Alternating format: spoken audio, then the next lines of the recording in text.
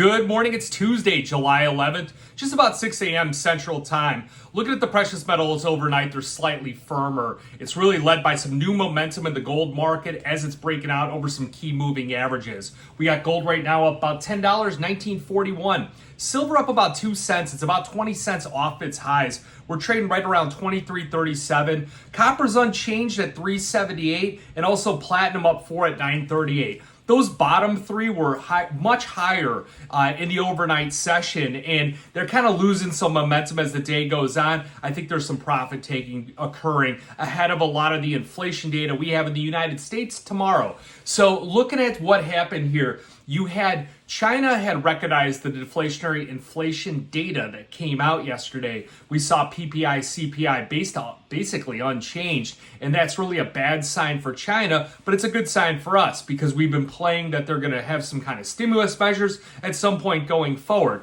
So looking at what they did, they extended some of the financing on their property sector, and that's what China triggered a few different things. We saw the Japanese yen continue to recover. We saw this unwind of a lot of different pairs trades.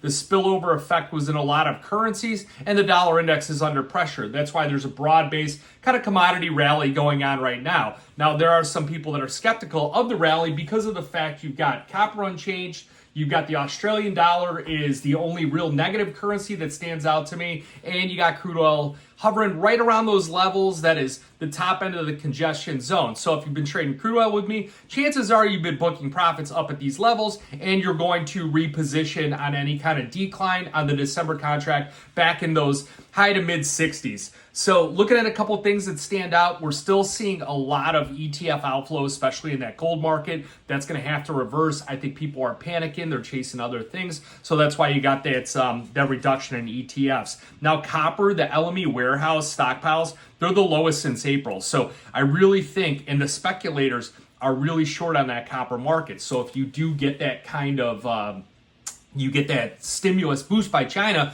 you're going to see that punch up in the copper market fueled by people pressing their short positions on there. So we really need to see this break over, 384, then we can trigger 388, 392, go for 399. We'll be back over $4. The CNBC will be calling, they'll want you on and talk about the copper move here, which we've known is going to happen for a while. So we're basically playing ETF or EV vehicle, a continued inflow on that. And then we're also playing the electrification of the grid, things that are bigger moving that are going to increase that demand. But other than that, if you are heavily overweighted on the precious metals, chances are we'll take some of those off. We'll go into some calculated option play. That way, if we do get that surprise on that inflation data tomorrow coming down, we should see an extended rally on the precious metals. Other levels that I'm watching, really on silver, it's got to get above that 2360 is what we identified yesterday. That still stands. That was basically the high overnight. We got to get above that. Then we could threaten 24.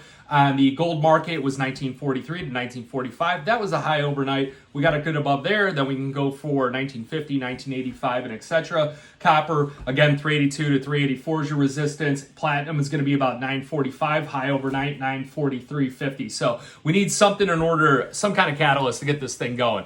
You guys got any questions? Give me a call, 312-858-7303. Remember, futures option trading involves risk of loss. May not be suitable to all investors. Good luck, good trading.